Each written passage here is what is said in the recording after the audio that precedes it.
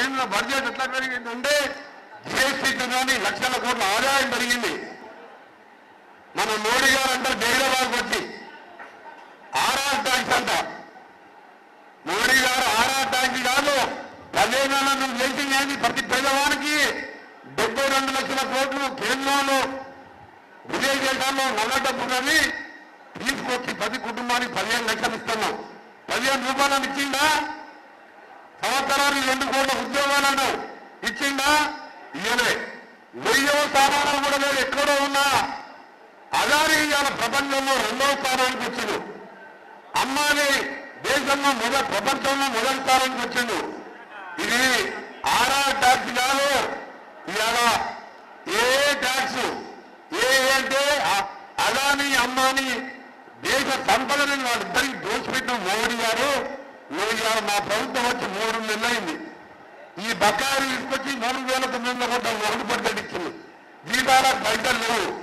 బ్యాంకులోకి 26,000 కోట్ల పైస జమ చేసి క్యాబినెట్ లో కూర్చొని 26,000 కోట్ల బ్యాంక్ అయితే కట్టాలి కదా. ఆయన కాళేశ్వరం మీద తీసుకొచ్చిండు, కట్టిండు, కూలిపోయిండు, అప్పైతే కట్టాలి కదా. ఆయన తీసుకొచ్చి కమిషన్ కింద అప్పులట్టే బాధ్యత ఏ ప్రభుత్వం అంటే వానేది. 26,000 కోట్లు కట్టాం.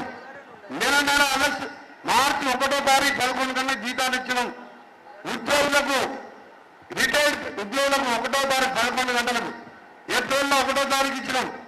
జనవరి, ఫిబ్రవరి 5-6 రోజులు ఆలస్యమైంది. చెప్పిన మాట ప్రకారం ముందుకు పోతున్నాం. 30,000 ఉద్యోగాలతో పాటు డిఎస్సి నోటిఫికేషన్, టెట్ నోటిఫికేషన్ కూడా ఇచ్చినాం. డేట్ కూడా వచ్చింది.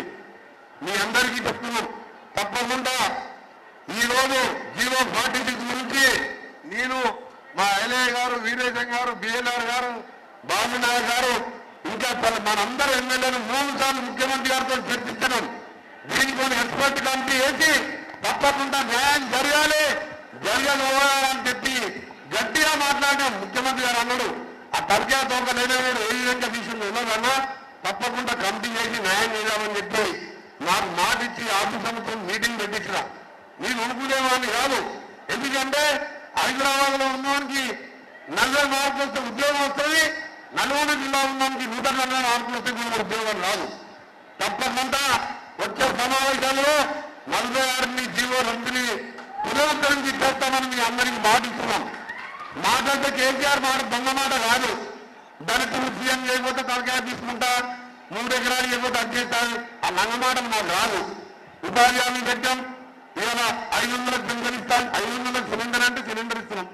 మీకు కరెంటు బిల్లు వస్తుందా చెప్పండి? 0 బిల్లు వస్తుందా? ఆడోళ్ళు కరెంటు బస్సు కిరాయి తీసుకుంటున్నా? ఇవ్వాలన్న కేసీఆర్కు 500 సిలిండర్ ఇవ్వాలి,